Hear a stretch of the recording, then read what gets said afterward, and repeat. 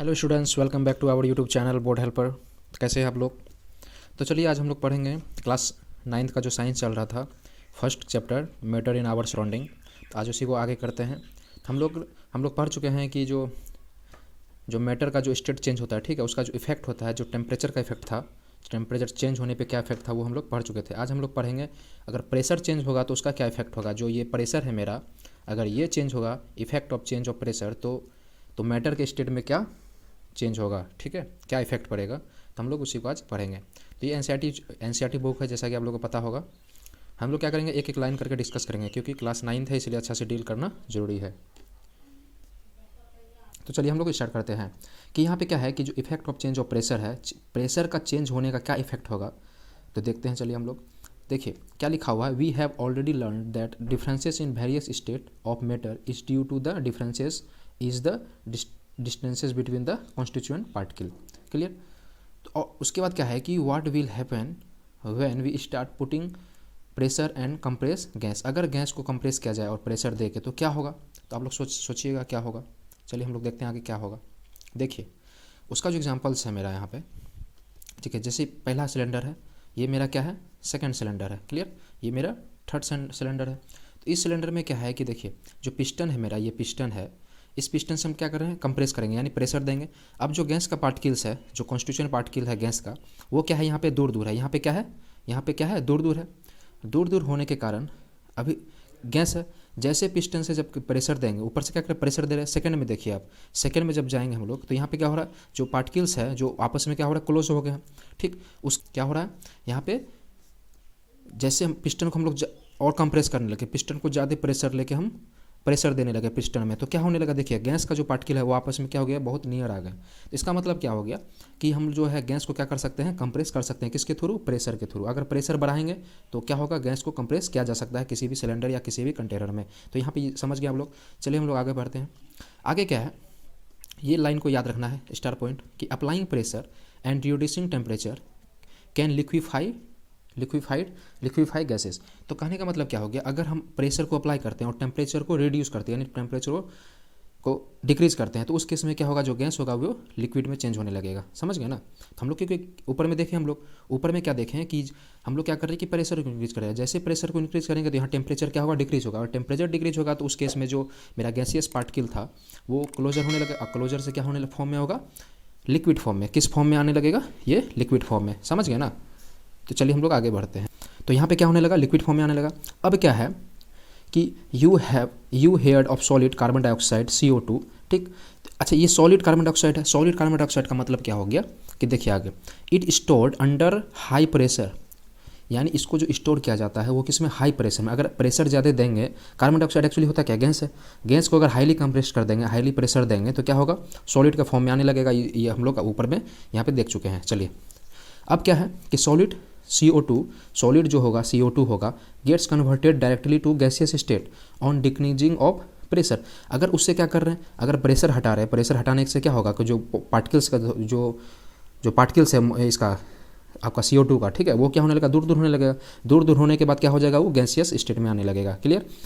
Decrease to 180 ATM atmosphere, यानी 1 atmosphere तक अगर प्रेशर को लेके जाया जाए तो उस केस में क्या होगा, जो CO2 है वो सॉलिड से किस में चेंज होने लगेगा, गैसियस स्टेट में यहाँ पे चेंज होने लगेगा। समझ गए? चलिए हम लोग आगे पढ़ते हैं। Without coming into liquid state. अच्छा यहाँ पे नोटेड वाला बात है, क्या बोल रहा है, हम लोग जो क्या कर रहे हैं, CO2 क्या है, सॉलिड है। सॉलिड यहाँ पे पहले है, उसको क्योंकि कंप्रेस किया गया है। अगर हम लोग प्रेशर हटाते हैं तो वो किस में होना चाहिए, सबसे पहले लिक्विड होना चाहिए, उसके बाद गैसियस स्टेट में होना चाहिए। बट यह जो CO2 है वो directly without coming into liquid state किस में कन्वर्ट होने लगता है, गैसियस स्टेट में। समझ गए ना? This is the reason that solid carbon dioxide is also known as dry ice. इसीलिए जो हम क्या कहते हैं, जो सॉलिड CO2 है, जो सॉलिड मेरा कौन है, CO2 है, जो सॉलिड CO2 है उसको क्या कहेंगे, ड्राई आइस। समझ गए? इसको आप लोग नोट कर सकते हैं। चलिए हम लोग आगे बढ़ते हैं, इसको इरेज कर देते हैं। चलिए अब क्या है यहाँ पे मेरा, thus we can say that pressure and temperature determine the state of substance. तो हम क्या कह सकते हैं, ये बहुत इंपॉर्टेंट चीज़ है यहाँ पे, ये हम लोग याद कर लेंगे ये लाइन को, कि वी कैन से दैट, हम लोग कह सकते हैं कि जो प्रेशर है और जो टेम्परेचर है वो क्या करता है, डिटरमाइन करता है किसको, स्टेट ऑफ सब्सटेंस। सब्सटेंस का स्टेट को जैसे उसका चेंज होना, लिक्विड है या चाहे गैस बनना, चाहे केस में लिक्विड, चाहे गैसियस सिस्टम में बना, चाहे सॉलिड में, तो उसका किसका कौन डिटरमाइन करता है? प्रेशर एंड टेम्परेचर, इसको याद रखना है। तो whether it will be solid, liquid और गैस। चलिए यहाँ पे कुछ डायग्राम है, यहाँ पे हम लोग अच्छे से समझेंगे इस डायग्राम को। तो यहाँ पे क्या है देखिए, लिक्विड, सॉलिड और गैस, लिक्विड, सॉलिड और गैस का बात है। अगर हम क्या करते हैं, लिक्विड को सॉलिडिफिकेशन करते हैं, अगर क्या करते हैं सॉलिडिफिकेशन करने का मतलब क्या हो गया, उसमें प्रेशर दे रहे हैं, प्रेशर ज़्यादा देंगे तो क्या होगा, उसका मोलिकुल्स क्या होगा, आपस में नियर होगा, नियर होने के कारण क्या बन जाएगा, सॉलिड बन जाएगा, समझ गए। अब अगर गैस और सॉलिड में देखा जाए तो सॉलिड को सब्लिमेशन, अच्छा सब्लिमेशन एक प्रोसेस है। सब्लिमेशन में क्या होगा कि कोई भी सॉलिड है, सॉलिड को क्या करना है, जब हीट देंगे चाहे टेम्परेचर देंगे तो उस केस में क्या हो गया, विदाउट कमिंग लिक्विड स्टेट, जो सॉलिड स्टेट है वो विदाउट कमिंग लिक्विड स्टेट अगर गैसियस स्टेट में डायरेक्टली बन जाए तो उस केस में क्या होगा, वो सब्लिमेशन होगा। क्लियर। तो इसका एग्जांपल्स कौन कौन है, जैसे कपूर है, कौन है, जैसे मान लीजिए कपूर है, CaPur मान लेते हैं, कपूर है। क्लियर। और दूसरा जैसे मान लेते हैं, और दूसरा क्या है, सोडियम, कौन, सोडियम। ये जो सोडियम और जो कपूर है मेरा, क्लियर, ये दोनों किसका एग्जांपल्स है, सॉलिडिफिकेशन का, सब्लिमेशन का जो प्रोसेस है उसका ये एग्जांपल्स है। जो कपूर है मेरा, कपूर को क्या कर सकते हैं, डायरेक्टली हम सॉलिड स्टेट से डायरेक्टली गैस में चेंज होता है। और उसी तरह से सोडियम भी मेरा क्या होता है, मतलब सॉलिड से कहाँ बन जाता है, गैस बन जाता है, समझ गए ना। चलिए अब क्या है, जो लिक्विड है और गैस है इसमें देखते हैं। अगर लिक्विड को, अगर क्या किया जाए, अगर लिक्विड को मेरा, ठीक, लिक्विड को वेपराइज कर दिया जाए, अगर लिक्विड को क्या है, वेपराइजेशन। अच्छा वेपराइजेशन का मतलब क्या हो गया, लिक्विड में हीट दे रहे हैं, हीट देने के बाद क्या होगा, जो उसका आपस में जो मॉलिक्यूल्स है, जो लिक्विड का मॉलिक्यूल्स है वो क्या होने लगेगा, रैंडमली मूव करने लगेगा। ज़्यादा मूव करने के बाद उसका जो फोर्स ऑफ अट्रैक्शन है उसके बीच में, वो क्या होने लगेगा, वीक होने लगेगा। अब वीक होने के बाद किस में कन्वर्ट हो जाएगा, गैस में कन्वर्ट हो जाएगा। तो इस प्रोसेस को क्या कहेंगे, वेपराइजेशन। क्लियर। अब है नीचे में कंडेंसेशन, नीचे क्या है मेरा, कंडेंसेशन है। जब गैस को हम हाईली प्रेशर से कंप्रेस किया जाता है तो उस केस में क्या बन जाएगा, वो लिक्विड बन जाएगा। इससे पहले हम लोग यहाँ पे हम लोग देख चुके हैं, ये एग्जांपल्स में हम लोग यहाँ पे देख चुके हैं, समझ सकते हैं आप लोग। चलिए ये बहुत अच्छा डील हो रहा है। अब देखिए क्या है यहाँ पे, सॉलिडिफिकेशन हो गया। अब फ्यूजन है, यहाँ पे क्या हो गया, फ्यूजन, सॉलिड से किस में बदल रहा है, लिक्विड। अच्छा फ्यूजन का मतलब क्या था, जो लेटेंट हीट है मेरा, कौन सा हीट है, लेटेंट हीट। लेटेंट हीट क्या करता था कि टेम्परेचर कांस्टेंट था। टेम्परेचर कैसे कांस्टेंट था, जो मेरा जो फोर्स ऑफ अट्रैक्शन टूट रहा था, जो हीट दे रहे थे, वो एनर्जी कहाँ जा रहा था, उसके जो ब्रेक होने में, जो मॉलिक्यूल पार्टिकल्स है, जो जैसे मान लीजिए अगर सॉलिड से जा रहा है लिक्विड में, तो उस पार्टिकल, जो सॉलिड का पार्टिकल्स है, उसको ब्रेक करने में जो एनर्जी चाहिए, उस एनर्जी को क्या कहेंगे हम लोग, क्या किस रूप में था, लेटेंट हीट। किस रूप में, लेटेंट हीट के रूप में था, समझ सकते हैं आप लोग। चलिए हम लोग आगे बढ़ते हैं। तो यहाँ तक आई होप कि सभी को समझ में आ गया होगा। अब देखिए यहाँ पे कुछ इंपॉर्टेंट लिखा हुआ है कि एटमॉस्फेरिक, जो एटीएम है, एटमॉस्फेयर जो हमारा वातावरण है, is a unit of measuring pressure exert by gas. Gas के द्वारा जो एक्सर्ट हो रहा है प्रेशर, ठीक है, उसको मेजरिंग किस में किया जाता है, एटमॉस्फेयर। ये क्या है, एक यूनिट है। Clear. The unit of pressure is pascal. जो प्रेशर जो है, प्रेशर का यूनिट क्या होता है, पास्कल होता है। इसे आप लोग डायरेक्टली याद करेंगे क्योंकि ये ऑब्जेक्टिव में आ जाता है, समझ गए ना। और ये भी ऑब्जेक्टिव में आ जाता है कि 1 ATM यानी एक एटमॉस्फेरिक प्रेशर जो कितने पास्कल के यानी कितने प्रेशर के बराबर होता है, कितना होता है, 1.01 इंटू 10⁵ पास्कल। तो इसको बहुत इंपॉर्टेंट है, इसको याद रखेंगे आप लोग। क्लियर। तो यहाँ पे यही चीज़ कहा गया है, तो इसको आप लोग अच्छे से समझ जाएंगे। चलिए अब हम लोग आगे बढ़ते हैं। यहाँ पे कुछ क्वेश्चंस है, यहाँ पे क्या है, कुछ क्वेश्चंस है। मैंने आप लोगों को पहले ही बता चुका हूँ कि इसका जितना भी क्वेश्चन है, ठीक है, उसको हम क्लास के लास्ट में करेंगे, समझ गए। इसको चेंज करना है, जैसे केल्विन है, केल्विन से हमको सेल्सियस में चेंज करना है, तो हम लोग अच्छे से एक क्लास उसको पूरा जितना भी क्वेश्चन को सॉल्व करेंगे। चलिए हम लोग आगे, टॉपिक है मेरा आज बहुत इंटरेस्टिंग टॉपिक है जो मेरा है ये लास्ट। ये क्या है मेरा, इवापोरेशन। अच्छा इवापोरेशन का मतलब क्या हो गया कि हम कुछ एग्जांपल्स देते हैं आप लोगों को। जैसे देखिए गर्मी के मौसम में चाहे ठंडे के मौसम में क्या होता है कि जैसे कपड़ा सूखने दिए आप लोग, क्या किए, जैसे मान लीजिए ये कपड़ा है, ठीक है, ये सूखने दिए कहाँ पे, कहीं भी, चाहे आप जहाँ पे एयर हो, चाहे सनलाइट में, कहीं भी हो, तो उस प्रोसेस में क्या होता है कि आप लोग देखेंगे कि कपड़ा क्या होता है, सूख जाता है। कैसे सूख गया, आखिर कहाँ गया, जो वाटर था मेरा, जो क्लॉथ में वाटर था वो आखिर गया कहाँ पे। तो इसको समझने के लिए हम लोग इवापोरेशन चैप्टर यहाँ पे पढ़ेंगे। तो इवापोरेशन से क्या है मतलब, हम लोग कुछ लाइनिंग देख लेते हैं क्या क्या है यहाँ पे, उसको समझने का कोशिश करते हैं। इवापोरेशन में क्या लिखा हुआ देखिए, do we always need to heat or change pressure for changing the state of matter. अगर स्टेट मैटर के स्टेट को अगर चेंज करना हो तो किसमें क्या क्या करना पड़ेगा हमको, प्रेशर को चेंज करना पड़ेगा, चाहे हीट को चाहे टेम्परेचर को, यानी प्रेशर और टेम्परेचर पे डिपेंड करता है कि वो स्टेट कैसे चेंज होगा। हम लोग इससे पहले पढ़ चुके हैं। Can you quote some examples from everyday life where change of state from liquid to vapour. तो लिक्विड से वेपर बन रहा है तो हम लोग एवरीडे हम लोग एग्जाम्पल्स है, जैसे place without the liquid reaching the boiling point. अच्छा देखिए क्या होता है इवापोरेशन में, क्या होता है कि जो मेरा जैसे मान लो कुछ भी चीज़ से सूखने दिए, जैसे कपड़ा मान लो बाहर में हम लोग सूखने दिए तो उसमें क्या होता है कि जो क्लॉथ होता है उसमें वाटर जो है वेपर में चेंज हो जाता है। उसमें क्या होता है, अच्छा हम लोग क्या पढ़ चुके हैं कि लिक्विड में अगर वेपर बनना है तो हमको क्या उसका जो बॉइलिंग पॉइंट 100 डिग्री सी है वहाँ तक पहुँचना चाहिए, तब ही क्या होगा वेपर में चेंज होगा। बट इवापोरेशन में ऐसा नहीं है।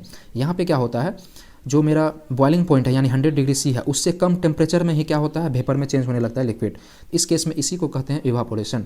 तो यहाँ पे इसको अच्छे से समझेंगे। अब क्या है कि water when left uncovered slowly changes into vapour. ये क्या होता है, स्लोली प्रोसेस है। ऐसा नहीं कि एक बार दिए और मतलब सूख गया, ऐसा नहीं कि स्लोली वेपर जो है वेपराइजेशन जो है होते रहता है। व्हेन वेट क्लॉथ, अच्छा wet cloth dry up, wet cloth जो है वो क्या होता है ड्राई हो जाता है। What happens to water in the above two examples. तो ऊपर में क्या हुआ एग्जाम्पल्स था उसको हम लोग क्लियरली समझते हैं नीचे। अब क्या होगा सुनिए, यहाँ पे लाइनिंग क्या लिखा हुआ है, we know that particles of matter are always moving and are never at rest. हम लोग ये समझते हैं, ये हम लोग क्या करते हैं जानते हैं, जो भी पार्टिकल है किसी भी मैटर का जो पार्टिकल है वो क्या होता है हमेशा रेंडमली क्या होता है मूविंग करते रहता है, जिधर जिधर मूविंग करता है एट कोई भी गिवन टेम्परेचर पे इन एनी गैस, कोई भी गैस पे है, लिक्विड चाहे सॉलिड पे, कोई भी सॉलिड चाहे लिक्विड चाहे कोई भी गैस, किसी भी टेम्परेचर पे क्या होता है वो जो पार्टिकल्स है वो हमेशा मूविंग करते रहता है। यहाँ तक क्लियर है सबको। There are particles with different amounts of kinetic energy. तो आप लोग समझ सकते हैं जो जैसे पार्टिकल मूव करता है, जैसे पार्टिकल है वो क्या होता है मूव करता है, मूव ऐसे नहीं करेगा कि अगर वो टेम्परेचर किसी भी टेम्परेचर पे कर रहा है, किसी भी टेम्परेचर पे क्या कर रहा है वो मूव अगर कर रहा है तो मूव करने का मतलब क्या हो गया, उसमें एनर्जी है। एनर्जी कहाँ से आ रहा है, जो हीट मेरा जो टेम्परेचर है उसके कारण एनर्जी आ रहा है। तो उस केस में क्या होगा, कर रहा है किसके कारण मूव कर रहा है, जो हम लोग टेम्परेचर दे रहे हैं, टेम्परेचर देने के बाद जो एनर्जी चाहिए वो एनर्जी कैसा एनर्जी होता है, वो होता है मेरा काइनेटिक एनर्जी। कैसा एनर्जी होता है, इसको हम पहले भी बता चुके हैं। जैसे उसमें काइनेटिक एनर्जी का फॉर्मूला क्या होता है, हाफ mv², m मतलब मास, v से वेलोसिटी, समझ गया ना। इस कारण से वो मूव करते रहता है। In case of liquid and small fraction of particles at the surface having higher kinetic. अच्छा समझिए, जो मेरा जो इवापोरेशन है वो क्या होता है सरफेस से रिलेटेड है। सरफेस से रिलेटेड मतलब क्या हो गया, जैसे मान लीजिए क्लॉथ है तो क्लॉथ का क्या है सरफेस है, पानी का ऊपर वाला, पानी क्या है जैसे वाटर है, वाटर का जैसे वाटर कहीं पे है तो उसका ऊपर वाला जो होता है वो उसको क्या कहेंगे सरफेस कहेंगे, ठीक है। तो यहाँ का जो काइनेटिक एनर्जी होता है, जो वाटर का जो सरफेस ऊपर में जो मॉलिक्यूल्स होगा, जो पार्टिकल्स होगा वो क्या होगा, उसका जो स्पीड होगा उसका काइनेटिक एनर्जी क्या होगा हाइयर होगा, क्या होगा हाइयर होगा, समझ गए ना। Is able to break from the force of attraction of the particles and. अच्छा देखिए तो ऊपर वाला का क्या है, जो वाटर है उसका वाटर के ऊपर वाला जो मॉलिक्यूल्स है जो पार्टिकल्स है वो क्या हो रहा है, उसका काइनेटिक एनर्जी काफ़ी ज़्यादा है। अगर काइनेटिक एनर्जी काफ़ी ज़्यादा है तो उसके बीच में क्या होगा टकराहट ज़्यादा होगी, वाटर के कंटेनर वॉल से टकराएगी। उस केस में क्या होगा, जो उसका फोर्स ऑफ अट्रैक्शन है वो क्या होगा वीक होने लगेगा। वीक होने के बाद क्या होगा, उसका जो वीक होने के बाद क्या होगा इवापोरेशन होने लगेगा, मतलब वेपर में चेंज होने लगेगा। तो इस केस से क्या होगा कि जितना भी चीज़ जो ऊपर वाला है वो क्या होने लगा इवापोरेट होने लगेगा, मतलब वेपराइजेशन में चेंज होने लगेगी। Is able to break from gets converted into vapour, this phenomenon is known as, जो इस फेनोमेनन को क्या कहेंगे हम लोग इवापोरेशन। तो यहाँ तक हम लोग अपने बुक में देख लेना है कैसे क्या है, समझ गए ना। चलिए तो इवापोरेशन यहीं तक है। मतलब क्या हो गया कि इवापोरेशन में क्या होता है कि जो मेरा वेपर बनता है लिक्विड, ठीक है, वो क्या होता है कि जो बॉइलिंग पॉइंट है उससे नीचे से ही, उससे कम टेम्परेचर से ही क्या होने लगता है वेपराइजेशन में वेपर में चेंज होने लगता है, समझ गए ना। अब क्या है देखिए, वो क्या है एक सरफेस फेनोमेनन है। सरफेस फेनोमेनन का मतलब क्या है कि जैसे वाटर है, जैसे क्लॉथ पे वाटर है पूरा, तो उसमें पूरा वाटर है तो उसमें क्या हो रहा है कि ऊपर में जो वाटर का ऊपर भी लेयर होगा और नीचे वाला भी लेयर होगा, जो ऊपर वाला सरफेस है उसमें क्या होता है जो मेरा पार्टिकल्स है उसका मूविंग यानी उसका काइनेटिक एनर्जी काफ़ी हाई होता है। हाई होने के बाद क्या हो गया, हाई कैसे होता है, क्योंकि जो एटमॉस्फेयर है उससे टेम्परेचर लेता है यानी हीट लेता है। हम लोग कपड़ा क्लॉथ है उससे हीट ले लिया, क्लियर। तो इसीलिए ऊपर वाला क्या हो गया उसका काइनेटिक एनर्जी बढ़ गया। काइनेटिक बढ़ने के बाद क्या हो गया, उसके बीच में मूविंग जो मूवमेंट ज़्यादा हो गया, होने के बाद क्या होगा, उसका फोर्स ऑफ अट्रैक्शन क्या होगा, लो, काफ़ी वीक हो जाएगा। उस कारण से क्या होगा, वो इवापोरेट होने लगेगा, यानी वेपराइजेशन में चेंज, यानी वेपर में चेंज होने लगेगा धीरे धीरे। अब कुछ है यहाँ पे टर्म, देखिए क्या है, फैक्टर्स इफेक्टिंग इवापोरेशन। इवापोरेशन को जो इफेक्ट करने वाला फैक्टर है उसको हम लोग आज जानेंगे। यहाँ पे कुछ एक्टिविटी है, देख ले, एक्टिविटी समझेंगे हम लोग पहले। तो यहाँ पे क्या है, एक्टिविटी है, देखिए एक्टिविटी क्या है। तो यहाँ पे क्या बोल रहा है कि take ml of water in test tube and keep it near window और अंडर फार्म। क्या करना है कि अगर 5 ml को वाटर को लेना है किसी भी टेस्ट ट्यूब पे, ठीक है, उसको क्या करना है, विंडो या अंडर फैन के अंदर हम लोग रख देते हैं, ठीक है। एक दूसरा बीकर लेना है, उसमें क्या किया है, उसमें क्या है कि 5 उतने ही लेना है वाटर, ठीक है, इन ओपन चाइना डिश, जो ऐसा डिश मतलब जो ऊपर से क्या हो, खुला हो, and keep it near window और अंडर फैन, उसको भी क्या करना है, फैन के अंदर रख देना है, क्लियर। अब क्या है, take 5 ml of water in open china, open में ले लिए। तो देखिए यहाँ पे क्या है, उसके बाद क्या है, dish and keep it inside cupboard और on a shelf in your class, clear. उसके बाद क्या है, रूम टेम्परेचर को नोट कर लेना है, रिकॉर्ड द टाइम और days taken for the evaporation process in above cases. जो हम लोग 3 प्रोसेस जो लिए उसको क्या करना है कि हम लोग एक नोट डाउन करना है कि कितने टाइम में जो है वो पूरा वाटर जो है वो खत्म यानी इवापोरेट हो जा रहा है, क्लियर। इसको समझना है हम लोग।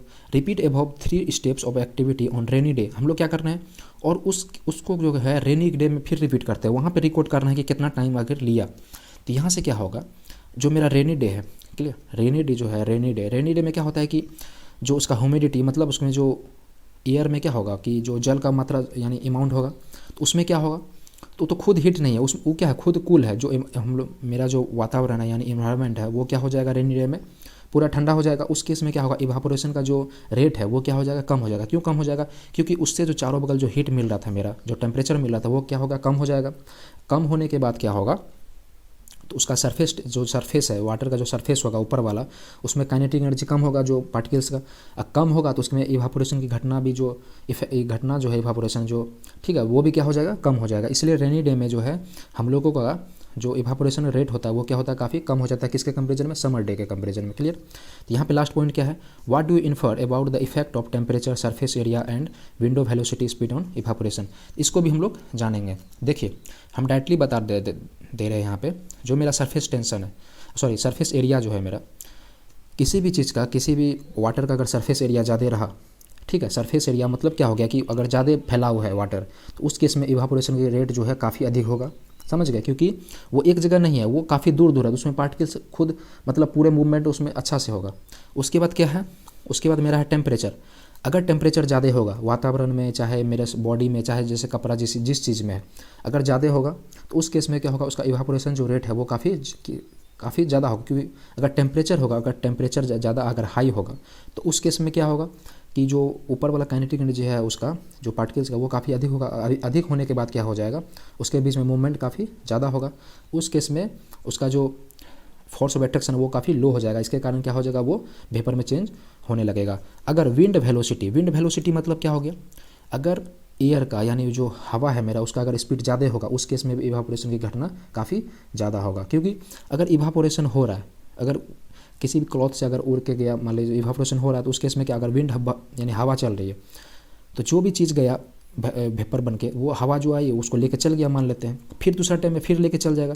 ऐसे करते करते उस केस में क्या होगा, उसका इवापोरेशन रेट जो है काफ़ी अधिक हो जाएगा। तो यहाँ पे जितना भी एग्जांपल्स है जो भी हम बताएं अभी, उसी से डिपेंड है यहाँ पे। अब हम लोग आगे पढ़ेंगे, how does evaporation cause cooling, यानी जो इवापोरेशन है वो क्या करते हैं, यानी कूलिंग मतलब ठंडा महसूस करते हैं। क्यों, इवापोरेशन के दौरान हम लोगों को ठंडा महसूस होता है। इसको हम लोग अगले वीडियो में हम लोग इसको अगले क्लास में जानेंगे, क्लियर, समझ गए स्टूडेंट। तो आई होप कि यहाँ तक सभी को अच्छा लगा होगा। इसको आप लोग इवापोरेशन जो चैप्टर है इसको बहुत अच्छे से आप लोग सुन लीजिएगा क्लास को। उसके बाद आप बुक से एक एक लाइन करके पढ़ लेना है, आप लोगों को अच्छे से समझ में आ जाएगा। अगर नहीं समझ में आए तो वीडियो को दोबारा देख सकते हैं आप लोग। तो ओके स्टूडेंट आप लोग से रिक्वेस्ट है कि इस चैनल को जो है सब्सक्राइब कर दीजिएगा, और जो बेल आइकन है उसको प्रेस कर लेना है, और लाइक्स और शेयर भी कर सकते हैं आप लोग, समझ गए स्टूडेंट। क्योंकि वीडियो बनाने में और पढ़ाने में बहुत मेहनत लगता है, इसलिए आप लोगों को हेल्प करना ज़रूरी है मुझे, ठीक है। Okay students, bye, take care.